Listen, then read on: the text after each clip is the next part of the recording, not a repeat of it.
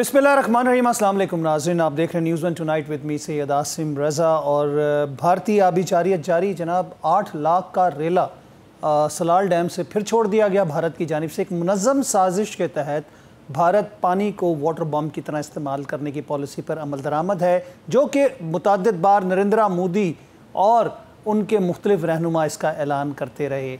और आज भी सलाल डैम के सारे गेट खोल दिए गए और 8 लाख क्यूसिक ये कहा जा रहा है। अब ये पानी कितना होगा इसका कोई अंदाज़ा नहीं है।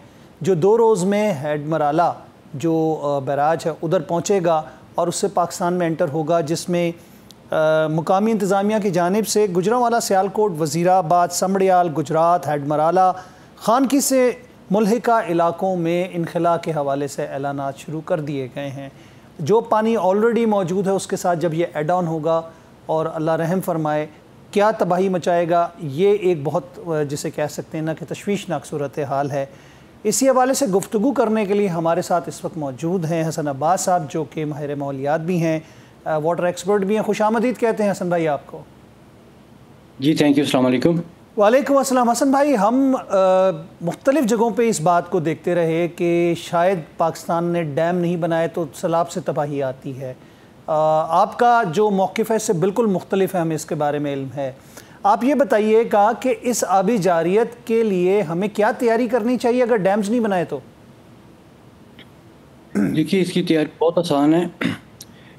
मसलन अभी ये जो आपने सलाल डैम का जिक्र किया है, इसमें 8 लाख का रेला उन्होंने छोड़ा है। ये जो 8 लाख का रेला जब वो वहाँ से छोड़ते हैं ना, तो उसकी ड्यूरेशन जो है वो लेस दैन 24 आवर्स है, क्योंकि सलाल डैम के बीच में जो स्टोरेज है जहाँ से वो रेला छोड़ सकते हैं इतना बड़ा, ये रेला इतना बड़ा सिर्फ उस वक्त छोड़ा जा सकता है जब डैम फुल भरा हो, और ये स्पिलवेज में से छोड़ा जाता है। तो स्पिलवेज की कैपेसिटी है 8 लाख की। तो जैसे ही वो उसको नीचे करना शुरू करेंगे, तो जैसे ही पानी स्पिलवे से नीचे जाएगा तो उसके बाद में वो रेला ख़त्म हो जाएगा। और इसमें जितना सा पीछे पानी है, सलाल डैम को बहुत बड़ा स्टोरेज नहीं है, जो उसकी लेक है वो बहुत बड़ी नहीं है, तो वो विदिन 24 आवर्स वो अपने स्पिलवे के लेवल से नीचे चला जाएगा। और ये पानी जब मराला हेडवर्क तक पहुंचेगा तो इसको 1 से 1.5 दिन लगेगा। 2 से 1.5 दिन के बीच में ये पहुंचेगा। 2 दिन कहा जा रहा है। तो उस वक्त तक जब ये पहुंचेगा, तो जब मराला पे पहुंचेगा तो फिर ये 8 का नहीं होगा, ये 8 से काफ़ी कम हो जाएगा, क्योंकि जो वेव छोड़ी जाती है वो उसकी, यानी आप अगर उसको इस तरह से इमेजिन करें कि एक पहाड़ की चोटी जिस तरह से होती है ना, इस तरह पानी की वेव है, वो ऊपर से बहुत बड़ी है और साइडों से जो है ना वो फैली हुई है। तो जैसे जैसे वो पहाड़ पानी का मूव करता है तो वो नीचे से बड़ा होता जाता है और उसकी जो ऊपर से चोटी है वो कम होती जाती है। चोटी का मतलब है मैक्सिमम फ्लो। तो जब ये यहाँ पहुँचेगा तो हो सकता है पानी तो इतना ही गुजरे जितना वहाँ से निकला है, लेकिन वो उसके गुजरने की ड्यूरेशन ज़्यादा होगी और उसकी इंटेंसिटी 8 लाख से कम होगी। हो सकता है 6 लाख हो सकता है 6 से भी कम हो सकता है 6 से थोड़ी ज़्यादा हो। लेकिन जो नीचे आपका मराला हेडवर्क्स है वो बआसानी 6 लाख क्यूसिक पानी जो है उसको संभाल सकता है। तो ये तो जो उन्होंने पानी स्टोर किया था, जो उन्होंने सर्दियों में इस्तेमाल करना था, उन बेचारों को छोड़ना पड़ गया, क्योंकि उन्होंने अपना डैम बचाना है। और ये डैम मैनुअल्स में लिखा होता है कि अगर ख़ास लेवल से ऊपर पानी आ जाए तो उन्होंने स्पिलवेज खोल देने होते हैं। तो ये अपने डैम मैनुअल के हिसाब से उन्होंने किया है और अपना डैम को बचाने के लिए उन्होंने वो रेला छोड़ा है। इस रेले का ज़्यादा नुकसान इंडिया में होगा, क्योंकि ये रेला इंडिया में बड़ा होगा, जब तक हमारे पास पहुँचेगा तो ये छोटा हो चुका होगा। और हमारा जो आगे पहला, अच्छा, आपका कहने का मकसद ये है कि रेला जब इंडिया में से, पंजाब में से गुजर रहा होगा तो ये फैलता जाएगा और वहाँ पर ये कंज्यूम हो जाएगा मुख्तलिफ शहरों में तबाही फैलते हुए, तो जो पाकिस्तान तक पहुँचेगा तो वो कम हो चुका होगा। जी, कम हो चुका होगा। और नीचे जो हमारा मराला हेडवर्क है वो उसकी कैपेसिटी है कि वो इसको बड़े आराम से ले सकते हैं। तो ऑलरेडी जो पानी मौजूद है, जो तबाही जो पहले उसने छोड़ा हुआ है और जो बारिशें हो रही हैं अनप्रेसिडेंटेड, उसके साथ मिलके आपको क्या इंटेंसिटी लग रही है कि ये कितना नुकसान करेगा? देखिए, जो उसने पीछे से छोड़ा हुआ है, अब ये कि वो जो नेचुरल पानी का फ़्लो आ रहा है उसके बीच में डेफिनेटली ये शामिल होगा और उसमें हम देखेंगे कि उसमें ऐड ऑन होकर ये कितना बनता है। लेकिन मेरा नहीं ख्याल कि ये मराला को जो है, ये कोई मराला के लिए मुश्किल होगा इसको संभालना, क्योंकि दरिया जो है वो एक डायनामिक चीज़ है। जो पहले वाला पानी आया था वो निकल गया है, वो नीचे उतर गया है और अब पीछे से नया आ रहा है। तो ये तो कुदरत का बनाया हुआ सिस्टम है, ये हमेशा ऐसे ही चलता है। एक रेला गुजर जाता है, उसके बाद दूसरा आता है, तो पहले वाला उससे आगे निकल गया होता है।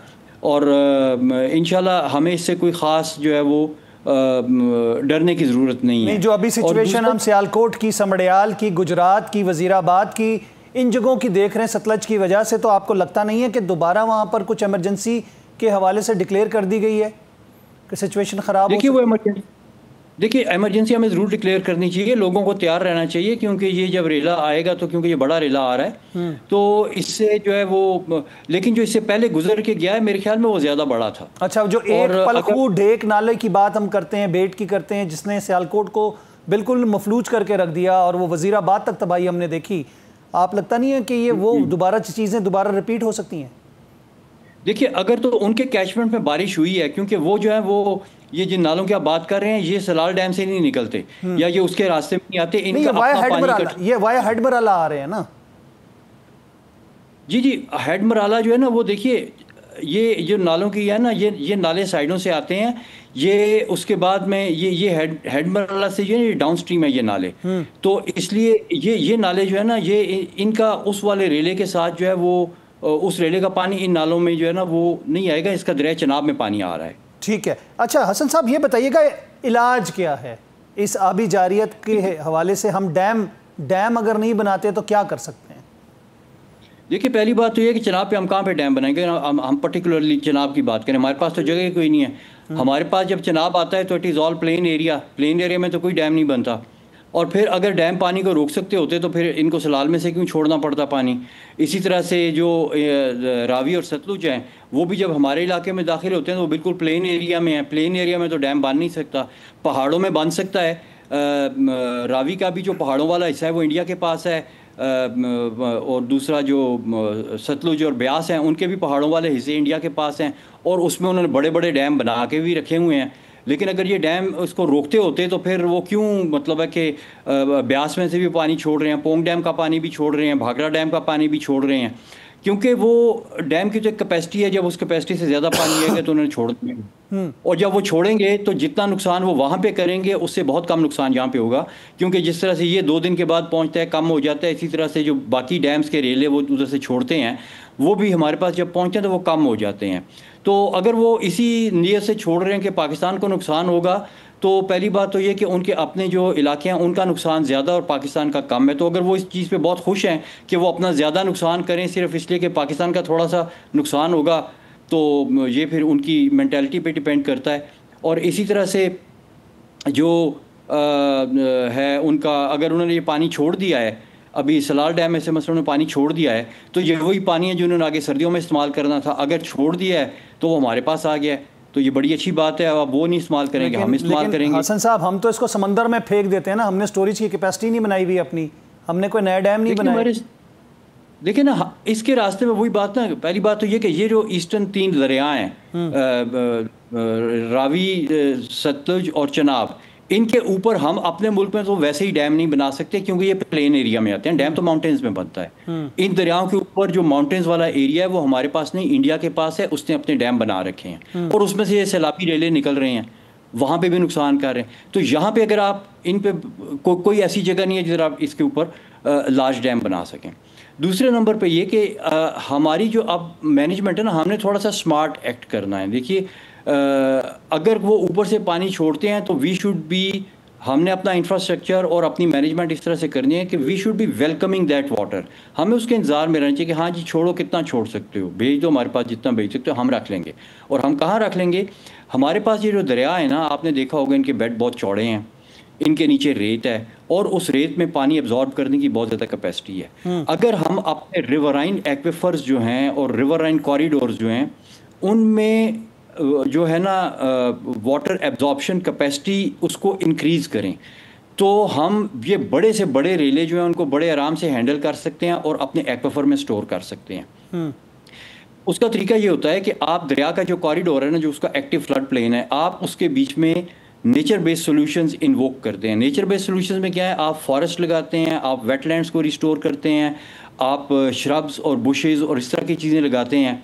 तो उससे जो है ना दरिया के बीच में जब पानी आता है तो एक तो ये कि वो स्लो डाउन हो जाती है, उसकी वेलोसिटी ब्रेक होती है। वेलोसिटी ब्रेक होने से नुकसान वो कम करता है।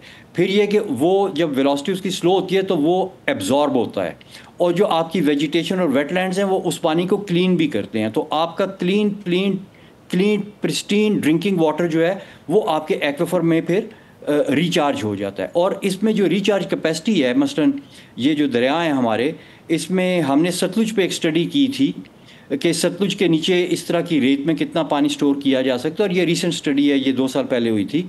तो हमने देखा कि 34 मिलियन एकड़ फीट पानी जो है वो सतलुज की रेत के बीच में हम स्टोर करने की कैपेसिटी रखते हैं। अच्छा जी जी। अब ये 34 मिलियन एकड़ फुट जो है, ये इंडिया के उन तीनों डैमों का भी अगर आप फ्लो मिला लें तो उससे भी ज़्यादा है। ये 5 गुना ज़्यादा है तरबेला डैम से।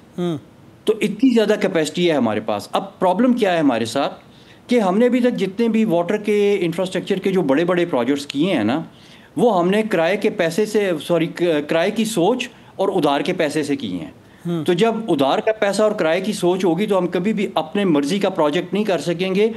आपको वो बाहर के लोग आके कोई कोलोराडो का मॉडल लगा जाते हैं आपके रिवर्स के ऊपर, कोई आपके रिवर के ऊपर टेनेसी वैली का मॉडल लगा के चला जाता है, कोई रिवर नाइल का मॉडल लगा के चला जाता है। इंडस के ऊपर इंडस का मॉडल लगना चाहिए। ये जिस किस्म की मैं एक्वेफर की और रेत की और कॉरिडोर की बात कर रहा हूँ, दुनिया के किसी दरिया में इस स्केल के ऊपर इस तरह के रिवराइन कॉरिडोर्स इतने strongly connected to the riverine aquifer नहीं पाए जाते जितने इंडस के हैं। इंटरनेशनल लिटरेचर में इंडस की इस खसूसियत को हाइड्रोजियोलॉजिकल मिरेकल ऑफ नेचर कहा गया है। यानी ये इतनी खूबसूरत चीज़ है। दुनिया के किसी दरिया में यांगजे रिवर को उठा लें, मिसिसिपी को उठा लें, ये बड़े बड़े दरिया नाइल को उठा लें, इनमें ये चीज़ नहीं है। ये सिर्फ़ और सिर्फ इंडस की खसूसियत है। और अगर हम इस लाइन के ऊपर जो एक चीज़ कुदरत ने हमें दी है, हम उसको एक्सप्लॉइट करें, तो ऊपर से वो जितने मर्जी रेले छोड़ें, हमारे पास स्टोरेज ही स्टोरेज है, उसके बीच में जमा कर लें। अभी इस वक्त भी इस स्टोरेज में 500 मिलियन एकड़ फुट पानी तो अभी भी मौजूद है। तो ये स्टोरेज का मसला तो हमारे यहाँ पे सॉल्व हो जाता है। उसके बाद में एक मसला सिर्फ रह जाता है कि ये पानी जो रेत के बीच में दरिया के नीचे जमा हो गया, इसको निकाल के तो यूज़र एंड पे कैसे लेके आना है। तो उसके लिए भी टेक्नोलॉजी है, दुनिया में ये टेक्नोलॉजी एग्जिस्ट करती है, क्योंकि दुनिया के दरियाओं में ना इस तरह की पॉकेट्स 4-5 किलोमीटर की, वो हद नहीं तो 10 किलोमीटर की कोई पॉकेट इस तरह की दरिया के नीचे बनती है, और उस पे वो लोग इतने खुश होते हैं कि जी हमारे दरिया में ये वाला अंडरग्राउंड जो वाटर बेड है उसको भी इससे फायदा पहुंचता है, आप समझते हैं? जी बहुत ज़्यादा फ़ायदा पहुंचता है, बहुत ज़्यादा फ़ायदा पहुंचता है। क्योंकि दुनिया में जहाँ पे इस तरह का किसी को मिल जाता है ना दरिया के नीचे बना हुआ, इसको हम रिवराइन एक्वेफर कहते हैं, इस तरह का कोई एक्वेफर रिवराइन मिल जाता है ना उनको, तो उसमें वो जो टेक्नोलॉजी इस्तेमाल करते हैं उसके लिए वो होता है हॉरिजॉन्टल कलेक्टर वेल्स होते हैं, उसके साथ रिवर बैंक फिल्ट्रेशन सिस्टम्स होते हैं, फिर पाइप्स और पंप्स का सिस्टम है जो यूज़र तक पानी पहुंचा देता है। अभी इसमें जो एक मसलन जो कुआं लगता है ना, जिसको हम हॉरिजॉन्टल कलेक्टर वेल कहते हैं, वो 50 क्यूसेक से ज़्यादा का एक कुआं होता है। यानी जो आपके बहुत हैवी ट्यूब वेल्स हैं जो स्कार्प वगैरह में लगे थे, वो 6-7 क्यूसेक, 8 क्यूसेक, इससे ज़्यादा के नहीं थे, 5 क्यूसेक के थे। जो हमारा इरिगेटर जो बहुत हैवी ट्यूबवेल लगाता है टरबाइन के साथ, वो 3-4 क्यूसेक का होता है। अच्छा हसन साहब, मुझे एक चीज़ का बड़ा वाज़ेह जवाब चाहिए कि अगर हम, आपने कहा ठीक है इन दरियाओं पे तो हम डैम नहीं बना सकते, लेकिन जहाँ पे बना सकते थे हमने वहाँ पे भी नहीं बनाए। हमने कालाबाग को भी सियासत की नज़र किया, हम दियामीर भाषा की बात करते हैं, उस पर भी सियासत नज़र आनी शुरू हो गई है। हमें डैम भी बनाने की ज़रूरत है कि हमारे पास पानी का जो स्टोरेज है उसकी कमी है। जो वाटर जिसे कहते हैं ना कि स्ट्रेस्ड कंट्रीज़ है, उसमें पाकिस्तान का नाम आता है। देखिए मैं इस बात से एग्री नहीं करता कि पाकिस्तान वाटर स्ट्रेस है। दुनिया के ममालिक में अगर देखा जाए ना तो पाकिस्तान वाटर रिसोर्स के हिसाब से दुनिया में 34वें नंबर पे आता है। तो हम वाटर स्ट्रेस नहीं है। हमें कहा जाता है, बताया जाता है, ये वही जो मैं बात कर रहा हूँ ना, उधार के पैसे और किराए की सोच, ये वो लोग हैं जो अपनी मर्जी के प्रोजेक्ट यहाँ पे लेके आना चाहते हैं और अपना पैसा बनाना चाहते हैं, इधर आते हैं, डॉलर कमा के चले जाते हैं हमारे खर्चे के ऊपर, और हम लोग कर्जे की जो है ना किस्तें देते रह जाते हैं। अभी आप देखें नीलम झेलम बने आपका डैम, वो बंद पड़ा हुआ है, ठीक है। और हमेशा इनका होता क्या है कि ये कहेंगे जी नीलम झेलम की मसला, लेटेस्ट है आपका नीलम झेलम, उसकी मैं आपको मिसाल देता हूँ। उन्होंने कहा जी लेस देन $1 बिलियन में बनेगा, 926 से 960 मिलियन डॉलर उसकी उन्होंने कॉस्ट बताई। करते करते करते $7 बिलियन तक उसके ऊपर लग चुका है और बंद पड़ा हुआ है।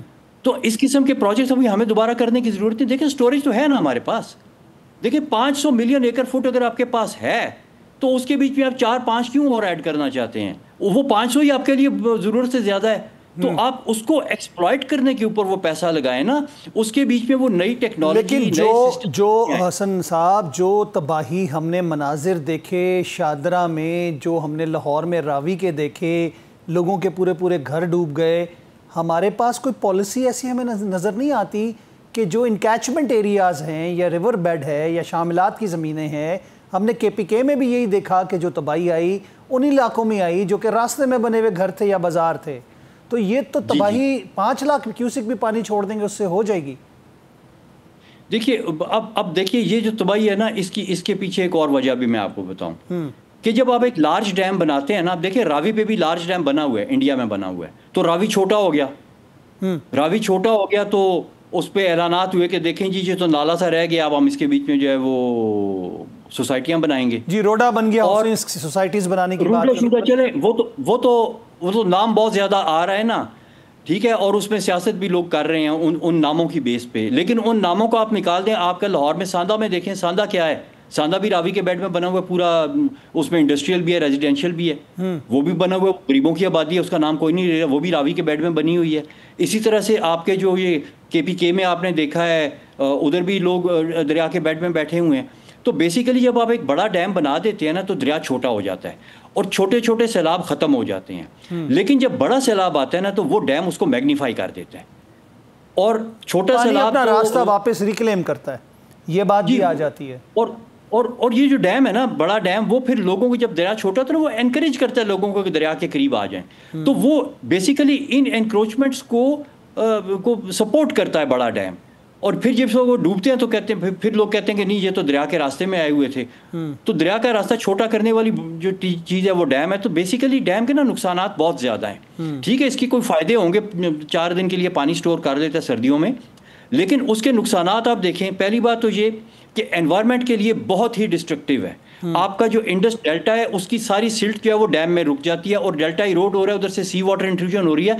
हम तकरीबन 3.5 लाख एकड़ से ज़्यादा एरिया जो है वो समुद्र में बुर्द हो चुका है, और बाकी जो रह गया है उसका ग्राउंड वाटर ब्रैकिश हो गया, उसके ऊपर टाइड्स आ रही हैं और वो भी जो है ना आहिस्ता आहिस्ता जा रहा है। तो ये इतना बड़ा नुकसान जो है इसका, अगर आप 3.5 लाख एकड़ समुद्र के साथ की ज़मीन, जो कि दुनिया में प्राइम रियल इस्टेट और की ज़मीन समझी जाती है, वो आपकी समुद्र बुर्द हो गई है, उसका अगर आप तखमीना लगाएं तो ये डैम्स की कॉस्ट से बहुत ज़्यादा बनता है। जितना डैम्स ने हमें फ़ायदा नहीं दिया, बिकॉज ऑफ मेकिंग डैम्स, ये डैम्स की वजह से ये मामला हो रहा है कि जो सिल्ट है वो रोक रहे हैं डैम, और वो सिल्ट समंदर में नहीं जा रही, और उसकी वजह से ये नुकसान हो रहा है कि हमारी ज़मीन जो है वो समंदर बुर्द हो रही है। बहुत बहुत शुक्रिया हसन अब्बास साहब, थैंक यू वेरी मच, आपने अपना कीमती वक्त हमें दिया। नाज़रीन, हम लेते हैं यहाँ पे वक्फा, उसके बाद दोबारा मिलते हैं।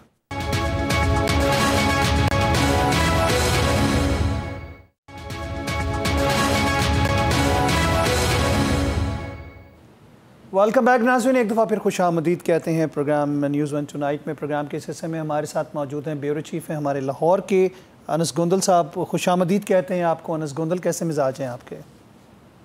जी अल्हम्दुलिल्लाह। हम काठिया साहब को एक्सपेक्ट कर रहे थे, हमारी कमिटमेंट थी उनसे, लेकिन अचानक ऐलान हो गया कि मीडिया में भी खबरें चल पड़ी कि 8 लाख क्यूसिक का रेला जो है भारत ने सलाल डैम से छोड़ दिया है। एक दफ़ा फिर एमरजेंसी की सूरत हाल है पंजाब के अंदर। गोंदल, आपने अभी तमाम चीज़ों की बड़ी एक वसी पैमाने पे कवरेज की है, आपकी टीम ने भी मिल के। जो तबाही हुई है वज़ीराबाद, सियालकोट, गुजरात, समड़ियाल, उसके बाद अगर हम देखें तो रावी किनारे, जो रावी बेड के साथ इलाके थे उसके अंदर, आपको क्या लगता है कि 6 लाख का रेला जब 2 दिन बाद इधर पहुँचेगा, जो एड ऑन पानी है इस वक्त भी 1.5 लाख क्यूसिक या लाख क्यूसिक के हवाले से बात की जा रही है, वो रेला गुजर रहा है, आपको लगता है कि उसके लिए हम तैयार हैं? देखिए, पहले मैं ये बात करूंगा कि इंडिया ने ऑफिशियली कोई वार्निंग जारी नहीं की कि हम दोबारा से जो है वो 8 लाख क्यूसिक जो पानी है वो छोड़ रहे हैं। तो इससे देखें, तकरीबन दरिया चनाब से इससे पहले 11.25 लाख क्यूसिक जो पानी है वो गुजरा है, जिससे काफ़ी हद तक नुकसान हुआ, जिसमें सरगोदा है, जिसमें वजीराबाद है, हाफसाबाद है और दीगर इलाके हैं जहाँ पे ज़ेरियाब है और सैलाब जो है काफ़ी हद तक वहाँ पे तबाही मचा चुका है। अब सवाल ये है कि बड़ी इंपॉर्टेंट चीज़ जो डिस्कस करनी चाहिए कि पहले ही ये जो जितने भी इलाके हैं वहाँ पे पानी आ चुका है। अब जंग जो है वहाँ पानी पहुँच चुका है, वहाँ पे तबाही जो है मच चुकी है, तो ये पानी वहाँ पे ऑलरेडी मौजूद है चाहे थोड़ी मिकदार में हो। जिस तरह आपने बताया कि 1.5 लाख जो क्यूसेक पानी वहां पे इस वक्त मौजूद है, तो जब ये 8 लाख क्यूसेक और पानी वहां से गुजरेगा तो आप अंदाजा लगाएं किस हद तक जो है, जो पहले ही गांव हैं, जो देहात हैं, जो शहर हैं डूबे हुए हैं, तो इससे कितना नुकसान होगा। अनस, इसमें एक चीज़ ये है ना, देखिए वाटर स्ट्रेस जहाँ पे इस वक्त हम बात करें सियालकोट, समड़ियाल की, गुजरांवाला, गुजरात, खारियाँ और वो इलाके जहाँ पे पानी आ चुका है जिसका आप भी जिक्र कर रहे हैं, चिन्योट तक पहुँच गया, वहाँ पर कैंप्स हैं, इनखला हो चुका है। इनखला के लिए मज़ीद दोबारा उस तरह की कोशिशें नहीं करने की ज़रूरत। हाँ, कुछ इलाकों में जहाँ पे लोग वापस गए हैं पानी उतरने के बाद, उनको वार्निंग दोबारा दी जा रही है। तो आपको लगता है कैंप्स भी मौजूद हैं, इमदाद भी है, रेस्क्यू टीमें भी हैं, वो वाला अचानक वाला सिलसिला नहीं होगा और हम तैयार होंगे? हाँ जी, कोशिश तो है ना। देखें, पहले वार्निंग तो उन्होंने जारी नहीं की, लेकिन हमने थोड़ी बहुत तैयारी पहले से ज़्यादा बेहतर की हुई है, क्योंकि हमने कैंप्स फराम किए हैं, रेस्क्यू की जो टीमें वहाँ पे मौजूद हैं। लेकिन आप देखें कितने लोगों को कवर कर लेंगे। तकरीबन 34 जो लोग हैं वो पंजाब के अंदर जहाँ बहाक हो चुके हैं, और 2000 से ज़्यादा जो गाँव हैं वहाँ पे, जिस शहर भी हैं, देहात भी हैं, वहाँ पे तबाही मच चुकी है और काफ़ी हद तक नुकसान हुआ है। खड़ी फसलें खत्म हो गई हैं, आपका बहुत ज़मीनों का नुकसान हुआ है, अमलाक का नुकसान हुआ। ये देखें, जो पहले ही मुश्किलात का शिकार था, उसको रेट नहीं मिल रहा था गंदम का, और अब जो फसलें थी जो रह गई उसके बाद उसका और नुकसान हो गया। देखिए, यहाँ पे एक जो मेन पॉइंट है वो ये है कि चलें, एक इंसान की आप खिदमत कर लेंगे या फिर उसको हेल्प कर देंगे, वो खाना खुद तो खा लेगा, लेकिन जो फसलें हैं जो तबाह हो चुकी हैं, फिर जो जानवर जो बच चुके हैं उनका चारा कहाँ से लेके आएंगे, उनको किस तरह जो है हैंडल करेंगे, ये एक बहुत बड़ा सवाल है। देखिए, हुकूमत किस हद तक कोशिश कर सकती है, एक बड़ी तादाद के अंदर इस दफ़ा मुतासर हुए। देखें, इससे पहले कभी एट अ टाइम 3 दरियाओं के ऊपर जो है वो सैलाब नहीं आया, जिसमें दरिया सतलुज है, जिसमें दरिया रावी है, जिसमें दरिया चनाब है। तो मैं ये समझता हूँ कि ये पाकिस्तान के लिए बहुत मुश्किल वक्त है और अल्लाह पाक हमें इससे महफूज फरमाए। लेकिन ये कहना कि हुकूमत जो है हर मुमकिन कोशिश करके इसको किसी न किसी तरीके से हैंडल कर लेगी, ये बहुत मुश्किल होगा। अब दरिया रावी की हम बात कर लेते हैं। दरिया रावी पे तकरीबन जो है 2 लाख समथिंग क्यूसेक का पानी वहाँ से गुजरा, और जो दीगर इलाके हैं वहाँ पे, जिसमें चूंग है, जिसमें दीगर फराबाद है, यहाँ पे सैलाब आया। और लेकिन सवाल मेन ये है कि जो ज़्यादा लोग अफेक्ट हुए हैं वो लोग कहाँ जाएंगे? उनके घर दोबारा वापस बन सकते हैं? नहीं बन सकते हैं। क्या हुकूमत हर किसी को घर बना के देगी? कभी नहीं बना के दे सकती। सवाल ये है कि बहुत सारे एरियाज ऐसे हैं जो वाटर रिवर इनकैचमेंट एरियाज में थे, वो सोसाइटीज़ इलीगल थी। हम रोडा के तहत लाहौर की बात कर रहे हैं, हम बहुत सारी ऐसी हाउसिंग, लेकिन कुछ ऐसी हैं जो कि जेन्युइनली मुतासिर हुई हैं, जो इस एरिया में नहीं थी। उनका नुकसान तो हुकूमत ने कहा हम पूरा कर देंगे। देखिए, 100% इस बात पे मैं एग्री हैं कि थीम पार्क सोसाइटी थी, फिर पार्क व्यू सोसाइटी थी, जिस तरह आपको पता है अलीम खान साहब की है। तो वहाँ पे जिन लोगों ने इन्वेस्टमेंट की, जिन लोगों के वहाँ पे घर थे, जिन लोगों ने उनके ऊपर एतमाद किया, देखिए हम जो है हमने सोसाइटियाँ बनाई हैं दरिया के किनारे के ऊपर, दरिया के अंदर बना दी हैं। तो ये कहना खुद दुरुस्त होगा कि सोसाइटियाँ दरिया के अंदर गई हैं, दरिया सोसाइटी के अंदर नहीं आ। ये मेन पॉइंट जो मैं ये समझता हूँ कि ये इस दफ़ा जो हुआ है। देखिए, मैं ये कह सकता हूँ कि जो पंजाब हुकूमत है कोशिश तो कर रही है, लेकिन जिस तरह लाहौर के ऊपर फोकस किया गया वहाँ पे सोसाइटीज़ को बचाने के लिए, या फिर दीगर रूडा की आप पूरी हिस्ट्री पढ़ लें, उसके अंदर किस तरह हुकूमतों ने इन हाउसिंग सोसाइटीज़ के मालिकान को गारंटियाँ दी हुई हैं कि जी वो उसको तहफ़्फ़ुज़ फराम करने के लिए इक़दाम करेंगे, मतलब झील बनाएंगे, पुश्ते बनाएंगे, सारा कुछ करेंगे। तो लोगों ने तो इसलिए एतमाद किया। हर तरह की जो है ना वो दी जाए। लेकिन सवाल ये है आसिम साहब, मेरा भी आपसे ये सवाल है कि जिन लोगों ने इनको अप्रूवल दी, जिन लोगों ने परमिशन दी कि आप यहाँ पे सोसाइटी काटें, क्या उनके खिलाफ कोई एक्शन लेगा? क्या ये जो सोसाइटियों को एनओसी जारी किए गए, इस तबाही के बाद क्या दोबारा नेस्ला टावर बनाने वालों के खिलाफ कोई आज तक कार्रवाई हुई? जो सुप्रीम कोर्ट ने कराची में गिरवाया था, मेरे भाई, किस तरह की बात करें? रियल एस्टेट सेक्टर को आप क्यों छेड़ रहे हो? आपको नहीं पता किसके खिलाफ कार्रवाई, कौन से इदारे के खिलाफ की गई आज तक?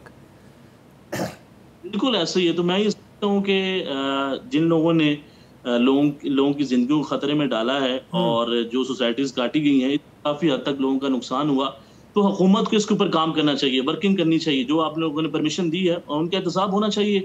देखें, अब अगर बात करें दरिया सतलुज की, तो वहाँ पे भी काफी नुकसान हुआ, जिसमें कसूर आ जाता है, जिसमें पाक पतना आ जाता है, जिसमें आरफ वाला आ जाता है। तो इस वक्त पंजाब के अंदर काफ़ी मुश्किलात का शिकार हैं लोग, जो हुकूमत की तरफ देख रहे हैं कि हुकूमत क्या करेगी, हुकूमत किस तरह इस चीज़ को मैनेज करेगी, किस हद तक जो हुकूमत काम कर सकती है। देखिए खाना अनस गोंदल, हर जगह ना खाना पहुंच रहा है, हर जगह ना रेस्क्यू पहुंच रही है, हर जगह लोग अपनी मदद आपके तहत हमने देखा है कि बहुत सारे इलाकों में लोगों ने खुद काम किए हैं। जी बिल्कुल ऐसे ही है। देखिए यहाँ पे एक क्योंकि मैंने यहाँ पे खुद कवरेज की दरिया रावी पे, तो मैं आपको ये इस गारंटी से कह सकता हूँ कि वहाँ पे जो वज़रा है, जो हुकूमत के तर्जुमान वहाँ पे पहुंचे या सीएम वहाँ पे पहुंची, महज टिकटॉक बनाए हैं। अमली तौर पे किसी ने वहाँ पे कोई इकदाम नहीं किए। हुकूमत डीसी को कह दिया कि इसको हल करें, तमाम इदारों को मुतहर्रिक किया। मैं वहाँ पे जब कवरेज करने के लिए गया तो वहाँ पे जो पाकिस्तान की अवाम, लाहौर की अवाम वहाँ पे सेल्फियाँ लेने पहुंची हुई थी। उनका ये कहना था हम सैलाब देखने आए हैं। तो मैं ये देख रहा था कि हुकूमती इदारे क्या कर रहे हैं। अगर ये लोग आज इस मकाम तक पहुंच चुके हैं और हुकूमत महज कोई भी तर्जुमान आता है या सीएम आती हैं तो वो टिकटॉक बनाती हैं, और जो आप वीडियो देख सकते हैं जिसमें मरीम नवाज साहबा जो है वो दरिया रावी में आई हैं, बिल्कुल तशहीर के लिए ये काम किए जाते हैं। हमने 2010 में भी सैलाब में देखा था अनस, मैं खुद फील्ड में था। वो हुकूमती कैंप होते हैं, वहाँ पर हुकूमती लोग और उनके मुतासरीन या वो लोग जमा होते हैं जो हकदार नहीं होते, और जो असल हकदार लोग थे वो हमने देखा कि सखर बैराज के पास बैठे हुए थे और उनके पास एक वक्त की खाने की रोटी नहीं थी और वो रो रहे थे। और जब हम उन कैंपों से निकल के कवरेज के लिए उधर गए तो हम हैरान हुए कि जो कैंपों में लोग बैठे हुए ये कौन है, और जो असल लोग हैं वो बेयारो मददगार खुले आसमान के नीचे सखर बैराज के साथ बैठे थे, कच्चे के लोग। मेन सिटी है, पंजाब का दिल कहा जाता है। तो मैंने खुद वहां जाके कवरेज की, मीनारे पाकिस्तान के इर्द गिर्द जितने वहां पे फुटपाथ हैं, तकरीबन वहां पे 1000 से ज्यादा जो सैलाब मुतासरीन है वहां बैठे हुए हैं। अंदाजा लगाएं, उनके पास पीने के लिए पानी है, ना वॉशरूम जाने के लिए कोई इंतजामात है, ना उनके पास खाने के लिए कुछ है, ना कोई वहां पे उनको कैंप दिए गए हैं। और डीसी साहब का दफ्तर वहां से महज 1 किलोमीटर के फासले के ऊपर है। ये जो हुकूमत दावे करती है, जो ये तर्जुमान दावे करते हैं कि हम जो है पाकिस्तान के अवाम के साथ हैं, तो 1 किलोमीटर का फासला है। वो वीडियो न्यूज़ वन पे मौजूद है। वो मुतासरीन अपनी रोना है वो दिखा रहे हैं, अवाम को बता रहे हैं कि हमारे पास कोई बात सुनने के लिए तैयार नहीं है। हमें महज किसी ने ये नहीं पूछा कि आप यहाँ पे क्यों सोते हैं। वहाँ पे बच्चे भी थे, वहाँ पे खवातीन भी थी, किसी ने कोई वहाँ पे कैंप फराम नहीं किए, किसी ने वहाँ पे कोई खाना नहीं फराम किया। वहाँ पे डीसी साहब का दफ्तर 1 किलोमीटर के फासले के ऊपर है। तो हुकूमत आपको महज नजर आएगी टिकटॉक बनाते हुए, हुकूमत आपको नजर आएगी महज अपनी तशहीर करते हुए। तो ये जो वीडियोस जिसकी मैं बात कर रहा हूँ, ये हमने प्रोग्राम रिकॉर्ड किया, न्यूज़ वन के ऊपर आज चलेगा कि किस तरह सैलाब मुतासरीन को लाहौर के अंदर जो मेन गढ़ है जहाँ पे डीसी साहब बेयारो मददगार छोड़ दिया गया है। बिल्कुल ये लाहौर की बात कर रहा हूँ। अगर बाकी पंजाब के अंदर जहाँ पे ये फैसिलिटीज मौजूद नहीं है, जहाँ पे इतनी हुकूमत मुतहर्रिक नहीं है, तो वहां पे क्या होगा? यहाँ पे जब किसी को कुछ नहीं दिया जाता पे आप सोच रहे हैं कि वो लोग किस हाल में होंगे, क्योंकि हुकूमत को मास टिकटॉक बनानी है, अपनी तशहीर करनी है, आवाम को दिखाना है, टिकटॉक बना के। क्या रेट करेंगे इसको आप अनस गोंदल? आप कितने % आप समझते हैं कि डिलीवर कर पा रही है इस सैलाब के दौरान ये हुकूमत? कोशिश तो ये कर रहे हैं। देखिए इस मुश्किल घड़ी में हर हुकूमत कोशिश होती है कि वो किसी न किसी तरीके से डिलीवर करे। मैं ये समझता हूँ कि 40 से 30% जो है ये डिलीवर किया जा रहा है। और दूसरा इतनी कई वीडियोस आप वजीराबाद का सीएम साहब ने दौरा किया, वहां पे बाद में वीडियोस आई, हमारे दोस्त हैं साफी, उन्होंने सेंड की, यार देखें यहाँ पे कैंप लगाया गया। जैसे ही सीएम साहब आई, उस कैंप को जो है ओपन किया गया और राशन बांटे गए, और जैसे ही सीएम वहां से चली गई उस कैंप को बंद कर दिया गया। लोगों को आगे आप यहाँ से निकल जाए। तो ये मैं समझता हूँ कि सिर्फ और सिर्फ तशहीर की कोशिश की जा रही है। इस मुश्किल वक्त में आप छोड़ें कैमरा, आप अपनी वीडियोस बनाएं, आप अपनी टिकटॉक बनाएं, लेकिन आवाम को तहफ़्फ़ुज़ तो फराम करें। आवाम को कैंप चाहिए, आवाम को खाना चाहिए, आवाम को इस वक्त आपका साथ चाहिए, लेकिन साथ नहीं है। मैं ये कैसे कह सकता हूँ कि इस हुकूमत ने इस फ्लड के अंदर आवाम को तनहा नहीं छोड़ा, बिल्कुल छोड़ा। अवाम को महज टिकटॉक बना के, अब सियालकोट की बात कर लें, ख्वाजा आसिफ साहब बड़े एक्टिव हैं, टिकटॉक बनाए जा रहे हैं। ख्वाजा आसिफ पूछें, पिछले 2 दहाइयों से तो वही वहाँ पे हुकूमत कर रहे हैं। 2018 में वही जीते, 2013 में वही जीते। अब वो कह रहे हैं कि किस ठेकेदार को हमने ठेका दिया, इस ठेकेदार ने ये कर दिया। देखें हुकूमत तो आपकी थी, लीड तो आप वहां से कर रहे थे, MNA वहां से आप थे, इस मतलब भी आप वहां से विन किए, तो फिर आप कहेंगे कि मैंने नहीं किया, ये इस इंसान ने कर दिया, ये इस ठेकेदार ने कर दिया। नहीं, आप वहां से लीड कर रहे थे, इस मतलब अभी आप वहां पे जबकि अफसरान आपकी मर्जी के लगाए जाते हैं, उनके ऊपर करप्शन के चार्जेस हों, तो आप फिर ब्यूरोक्रेसी को क्रिटिसाइज करना शुरू हो जाते हैं। अनस गोंदल बहुत बहुत शुक्रिया थैंक यू वेरी मच, आपने अपना कीमती वक्त हमें दिया। नाज़रीन, हम यहाँ पे लेंगे वक्फा, उसके बाद दोबारा मिलते हैं।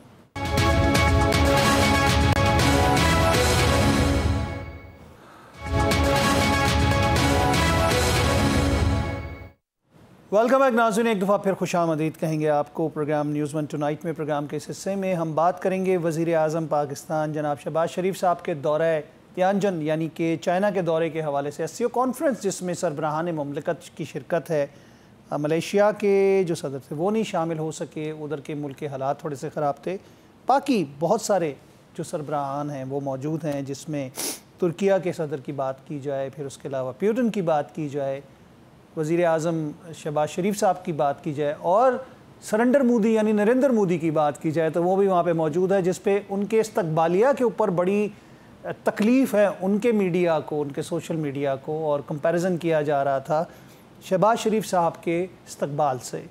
जैसी करनी वैसी भरनी, जिस तरह की पॉलिसी भारत की रही और ख़ित्ते के अंदर हालात और उसकी डिप्लोमेसी, उसके बाद उसको भुगतना तो पड़ेगा। अमेरिका के सदर ने अपना दौरा भी जो क्वाड के उसमें था वो कैंसिल कर दिया, जो एक बहुत बड़ा ब्लो बैक है इंडिया के लिए। इस हवाले से गुफ्तगू करने के लिए हमने दावत दी है जौहर सलीम साहब को, किसी तारुफ के मोहताज नहीं है, साबिक सेक्रेटरी खारजा भी रहे। खुशामदीद कहेंगे आपको जौहर साहब। वज़ीर आज़म आज तियानजन यूनिवर्सिटी भी गए और वहाँ पर उन्होंने बड़े अच्छी यादों के हवाले से बात की और उस यूनिवर्सिटी की और वो स्टूडेंट्स की जो पाकिस्तान से वहाँ पे तालीम हासिल कर रहे हैं उनको किरदार अदा करने की बात की। उनके बड़ा भरपूर विज़िट जा रहा है चाइना का। दूसरी तरफ नरेंद्र मोदी के हवाले से भारत का मीडिया ही चीखें मार रहा है कि उसको तो लिफ्ट ही नहीं कराई, एक सरसरी सा इस्तकबाल हुआ और उनको गाड़ी में बिठा दिया गया। कैसे देखते हैं आप इस कॉन्फ्रेंस को, उसकी इम्पोर्टेंस को? तन्हाई का शिकार नजर आएंगे सरेंडर मोदी वहाँ पे? जी देखिए, नरेंद्र मोदी की जो फॉरेन पॉलिसी थी उसके सतून इस वक्त हिल रहे हैं। वो जाहिर है सारी फॉरेन पॉलिसी तो बेस्ड थी इस चीज़ के ऊपर कि जी जो उनके मगरब के साथ ताल्लुकात एक बन रहे थे, जिसमें वो जो सो कॉल्ड एक इंडो पैसिफिक स्ट्रेटजी है या चाइना की कंटेनमेंट पॉलिसी है, उसमें हिंदुस्तान की एक कलीदी अहमियत देखी जा रही थी। लेकिन प्रेसिडेंट ट्रंप के आने के बाद खसूसन हिंदुस्तान जो है वो बहुत ज़्यादा एक्सपोज हुआ है। एक तो देखें वो ये कर रहा था कि वो स्ट्रेटेजिक ऑटोनॉमी के नाम पे एक डबल गेम जिसे आप कह सकते हैं वो खेल रहा था कि एक तरफ तो वो जो है ना मगरिब का दम भर रहा था कि जी हम आपके लिए चाइना का काउंटरवेट बनेंगे, पर साथ ही साथ वो रशिया के साथ तेल जो है उसकी तजारत जो उनसी सैंक्शंस हालांकि लगी हैं रशिया पे, और वो अपनी ज़रूरत का नहीं बल्कि बहुत ज़्यादा लेके उसके बाद उसको ओपन मार्केट में, इंटरनेशनल मार्केट में बेच के वहाँ से अरबों डॉलर्स बना रहे थे। और ये बिल्कुल उनकी पॉलिसी के मुनाफी था जो मगरिब की पॉलिसी थी अमेरिका की और यूरोप की, कि रशिया की जो रिसोर्सेज हैं महदूद किए जाएँ ताकि उनका जो ऑयल है इतनी ज़्यादा वो, इसलिए तो सैंक्शंस लगाई थी। फिर इसी तरह जो उनके अमेरिका से इख्तलाफात हैं दूसरे शोबों में, ट्रेड में बहुत ज़्यादा वो जो है ना वो 40-45 बिलियन डॉलर्स का जो सरप्लस है उनको अमेरिका से, तो उस पर भी ट्रंप को इतने खुश नहीं थे। फिर बहुत सारे हिंदुस्तानी जो वहाँ पे लाखों की तादाद में ये H1B वीज़ाज़ पे और दूसरे लीगल भी वो हर साल वहाँ पे जाते हैं, उस पर प्रेसिडेंट ट्रंप खुश नहीं थे। फिर जो अमेरिकन कंपनीज आउटसोर्स कर रही थी अपने ऑपरेशंस बहुत ज़्यादा हिंदुस्तान में, लाखों जो है ना लोगों को मुलाजमतें दी हुई थी, ट्रंप समझते थे कि वो भी अमेरिकन जॉब्स हैं जो बाहर जा रहे हैं। तो ये बहुत सारी कॉन्ट्रडिक्शंस थी जिनको अब ट्रंप तो बिल्कुल जाहिर है कि वो स्ट्रेट बैट खेलते हैं। तो उन्होंने जब कन्फ्रंट किया मोदी को तो फिर वो इख्तलाफात जब गहरे हुए और फिर उस पर सबसे बड़ा वो आ गया कि वो जब पाकिस्तान इंडिया वाली जंग हुई और उसमें फिर जब उन्होंने बहुत ही एक अहम किरदार अदा किया प्रेसिडेंट ट्रंप ने उसको बंद करवाने में, और उसको मानने से इनकार कर दिया हिंदुस्तान ने, बिकॉज वो अपनी तरफ से ये प्रोपेगेंडा कर रहे थे कि जी पाकिस्तान ने हमें रिक्वेस्ट की थी, जो कि बिल्कुल ही हक़ाइक़ के मुनाफी था। तो प्रेसिडेंट ट्रंप उस पर भी बहुत ज़्यादा नाराज़ हुए, बिकॉज बहुत मुतअद्दिद बार उन्होंने ये कहा कि जी मैंने सीज़ फायर करवाया, और बिल्कुल उसमें हक़ पर जानिब भी थे, और हिंदुस्तान ने, मोदी ने और उनके वज़ीर ख़ारजा ने और सब ने डिनाई किया इसको। तो इस वजह से वो फिर इख्तिलाफ़ात थोड़े गहरे होने शुरू हुए। सर इसमें अगर हम जौहर सलीम साहब एक चीज़ को अज्यूम करें, एक थोड़ा सा हम अगर इस चीज़ को देखें जो इस वक्त आलमी सियासत चल रही है, मोदी और शहबाज शरीफ जो हैं पीएम, मोदी और शहबाज शरीफ पीएम जो हैं वो दोनों इस वक्त तियानजन में मौजूद हैं। वहाँ पे चीन के सदर भी हैं, प्यूटन भी वहाँ पे हैं, तुर्किया के भी, वो तुर्किया जिसने पाकिस्तान का साथ दिया था 10 मई, 6 मई और 7 मई के उस पर आज़रबाईजान के सदर भी हैं, तो वह माजरत वहाँ पर अगर कोई ब्रेक थ्रू हो जाता है, मोदी को कान से पकड़ के बिठा दिया जाता है शहबाज शरीफ साहब के सामने, तो अमेरिका के लिए कितना बड़ा ब्लो बैक होगा वो? जी जी, इसमें एक तो खैर जो SCO है इसके 10 मेंबर कंट्रीज हैं, उसमें स्टान्स हैं, पाकिस्तान, इंडिया है, ईरान है, बेलारूस है, रशिया, चाइना ऑफ कोर्स। तो जो बाकी मुल्क हैं वो पार्टनर कंट्रीज हैं, जिसमें तुर्किया भी है, आपने मलेशिया का जिक्र किया कि वो नहीं आए, वो पार्टनर मुल्कों में फिर UAE भी है, सऊदीया भी है, वो 15-16 मुल्क हैं, कंबोडिया वगैरह बहुत सारे मुल्क हैं। तो लेकिन जाहिर है मेन कॉन्फ्रेंस जो है वो तो इन 10 मुल्कों के दरमियान है। तो उसमें अच्छा, उसमें इस चीज़ का इम्कान जाहिर है उनको मीटिंग्स में तो मोदी को आना पड़ेगा, जितना भी वो मीटिंग्स होती हैं और उसमें शिरकत करते हैं। लेकिन क्योंकि ये SCO का शुरू से ही एक मौक़िफ़ रहा है कि इसमें जो बाहमी तनाज़ात हैं इनके मेंबर कंट्रीज़ के, उनको डिस्कस नहीं किया जाएगा किसी तरह से भी। तो इसलिए उस शायद बात होना मेरे ख्याल है थोड़ा मुश्किल हो। लेकिन इसमें जो ज़्यादा अहम चीज़ है वो ये है कि मोदी इस अपॉर्चुनिटी को इस्तेमाल कर रहे थे, एक किस्म का चाइना कार्ड प्ले करने का उनका मकसद था, क्योंकि इससे पहले SCO की मीटिंग्स में वो नहीं आते रहे, पिछले साल भी नहीं गए थे पाकिस्तान में, कई सालों से नहीं जा रहे वो SCO की मीटिंग। अब तो वो अपॉर्चुनिटी ढूंढ रहे हैं ना अमेरिका को दिखाने के लिए, अपॉर्चुनिटीज तो है भारत, आपको मालूम है। बिल्कुल ऐसे ही है। तो अब तो वो ये जानबूझ के इसमें उन्होंने शिरकत की, हालांकि चाइना में हो रही थी और अक्सर चाइना में तो मीटिंग जो इस किस्म की होती है उसमें तो वो खुसूसन नहीं जाते थे। तो अब तो वो ये उनको अमेरिका को दिखाना चाहते थे कि जी हमारे पास ये ऑप्शंस भी हैं, चाइना के साथ हम ज़्यादा करीबी ताल्लुकात कर लें। तो अमेरिकन भी कोई बेवकूफ़ तो नहीं है, जो है जाहिर है उनका तो पूरा आपको पता है फॉरेन पॉलिसी अपरेटस जो है कितना साउंड है, तो उनको पता है कि इसमें कोई ऐसी वो कोई सब्सटेंस नहीं है, इसलिए कि चाइना और जो इंडिया है उनकी स्ट्रेटेजिक कॉन्फ्लिक्ट है आपस में, कोई लॉन्ग स्टैंडिंग टेरिटोरियल डिस्प्यूट्स हैं, कंपेटिटर्स हैं, वो नजरियाती इख्तिलाफात भी हैं, बॉर्डर डिस्प्यूट भी हैं, ठीक है एग्जैक्टली। तो वो सारा कुछ होते हुए इस चीज़ का कोई उनको चांस नज़र नहीं आता कि इंडिया जो है वो कोई चाइना के साथ कोई मेजर ब्रेक थ्रू करके तो कोई एक नई कन्फिग्रेशन जो है इंटरनेशनल अफेयर्स में बना सकता है। इसलिए अमेरिका ने तो उसको इतना सीरियसली लिया नहीं। अब देखें क्वाड की मीटिंग पे प्रेसिडेंट ट्रंप नहीं आ रहे, हालांकि क्वाड वो सर कोई भी सीरियस नहीं ले रहा, इधर भी उनको हम तन्हाई का शिकार देख रहे हैं, कोने पे खड़ा देख रहे हैं। बिल्कुल, और क्वाड में देखें सिर्फ 4 मुल्क हैं, इंडिया, अमेरिका, ऑस्ट्रेलिया और जापान, और वो बनाई इसलिए गई थी कि वो एक काउंटरवेट बनेगा चाइना का। लेकिन उसकी मीटिंग में खुद अगर अमेरिका नहीं आ रहा तो फिर उसकी अहमियत क्या रह जाती है। तो इसलिए जो है इंडिया की फॉरेन पॉलिसी वो जो एक स्ट्रेटेजिक ऑटोनॉमी के नाम पे वो जो ये एक खेल खेल रहे थे, और उसमें वो कोशिश कर उनकी यही थी कि सारे मुल्कों से फ़ायदे भी उठाएं और उनको बेवकूफ़ बनाएं, वो जो है नाकाम होती उस वक्त नज़र आ रही है। जॉर्ज सलीम साहब, पाकिस्तान के वज़ीर आज़म को स्पेशल चाइना के डे के हवाले से इनवाइट भी किया गया है, जो चंद ममालिक के सरबराहान उसमें शरीक हो रहे हैं, उसमें पाकिस्तान के PM भी हैं। बिल्कुल, उसमें बिल्कुल PM भी पाकिस्तान 3 मुल्क हैं, ममालिक हैं उसमें। तो बिल्कुल वो चाइना की जो परेड है, और उस दिन चाइना अपनी जो मिलिट्री प्रोवेस है, और जो कि देखें उनकी मिलिट्री टेक्नोलॉजी इस वक्त जो सी है वो अब ये सारी दुनिया ने देखा है कि वो बहुत ज़्यादा सोफिस्टिकेटेड हो गई है। और इस वक्त बहुत से मगरबी ममालिक जो सी हैं, जो उनसे हैं, वो ये समझते हैं कि चाइना अगर इसी तरह चलता रहा तो अगले 5-6 सालों में वो कई जो है शोबों में शायद उनसे एक्सीड कर जाएगा टेक्नोलॉजिकल प्रोवेस में। तो ये जो परेड है ये उनके लिए, चाइना के लिए एक मौका होगा शोकेस करने का। ये शो ऑफ पावर है पूरी दुनिया के लिए। बिल्कुल, वो भी है। तो इस और पाकिस्तान का इसमें बुलाया जाना, देखिए पाकिस्तान की और जो चाइना की पार्टनरशिप है वो बिल्कुल एक मुख्तलिफ चीज़ है। वो एक all weather strategic cooperative partnership है, वो आयरन फ्रेंड्स, हम आयरन ब्रदर्स हैं, और उसको किसी तरह भी अगर मोदी कोशिश भी करेंगे ये सारे जो हैं वो इस किस्म की पोस्टरिंग करके, तो वो उसको किसी किस्म का कोई नुकसान नहीं पहुंचा सकते, कोई इफेक्ट नहीं होगा उस पर।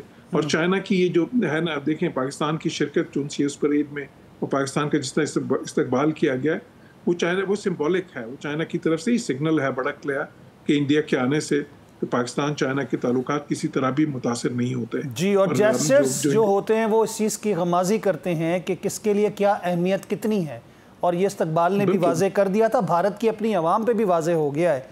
अच्छा, इसमें हम बायलैटरल इश्यूज़ को तो डिस्कस नहीं करते SCO के हवाले से, लेकिन आपको लगता नहीं है कि जो इस वक्त सिचुएशन है, अभी जारियत भी जारी है, आज फिर 8 लाख पानी का रेला छोड़ा गया है सलाल से, तो पाकिस्तान इंडस वाटर ट्रीटी और उसके हवाले से जो दीगर सरबराहान आएंगे उस पर डिस्कस तो करेगा उनके साथ साइड लाइन मीटिंग्स में।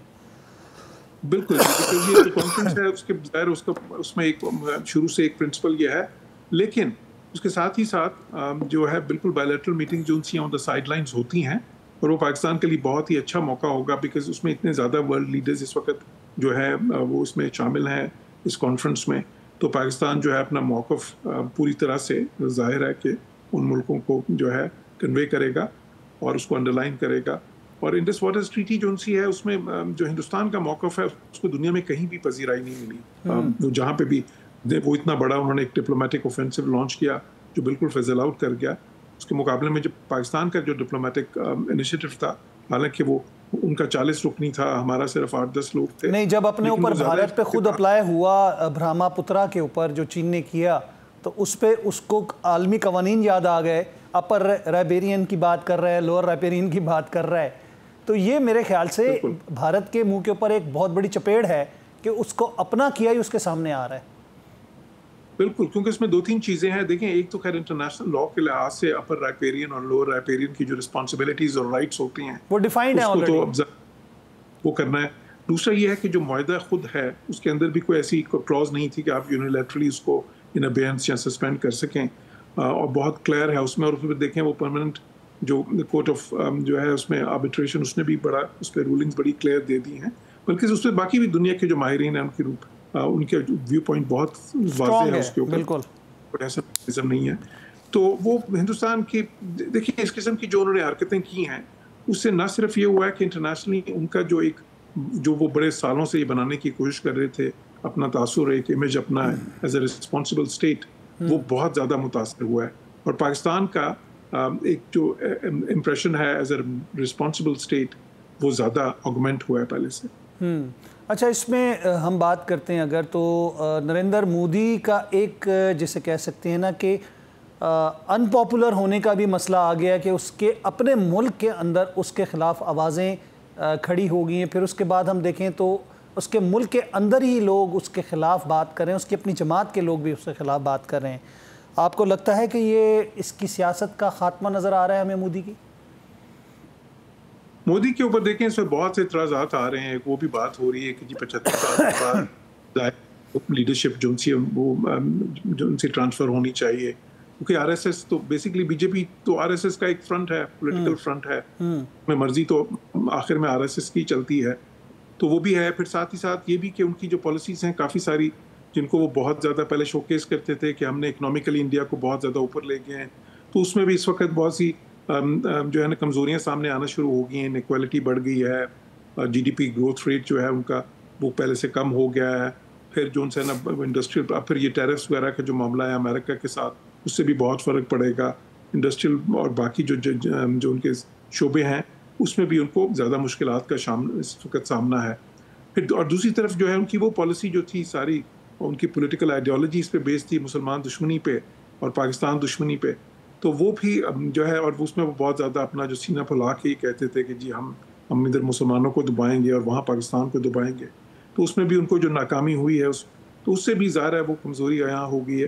तो इस सारी सूरत हाल में मोदी का जो एक पॉलिटिकल फ्यूचर है वो अब इतना सिक्योर नज़र नहीं आता जितना कि वो पहले समझते थे।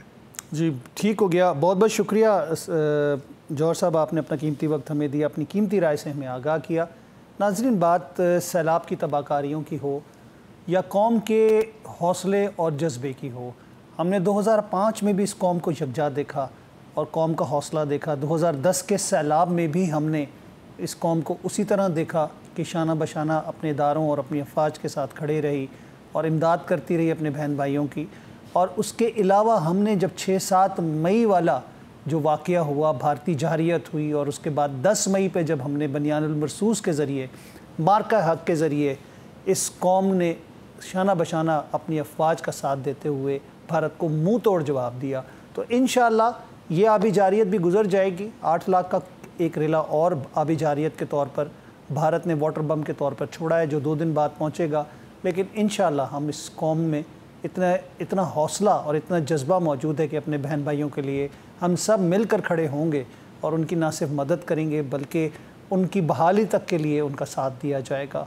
उसके साथ साथ अगर हम देखें जो SCO कॉन्फ्रेंस के हवाले से बात हो रही है, इसमें हम कोई और प्रोजेक्शन के हवाले से तो चीज़ों को नहीं देख रहे, लेकिन भारत को उसकी औकात दिखा दी गई जो कि इस्तकबाल के ज़रिए हमने देखा नरेंद्र मोदी का किया गया वहाँ पे, जो कि भारत के लिए भी बड़ा परेशान कुन है और वहाँ पर भी इस पर आवाज़ें हो रही हैं। मैं चाहूँगा इजाज़त, बुलाने के बाद।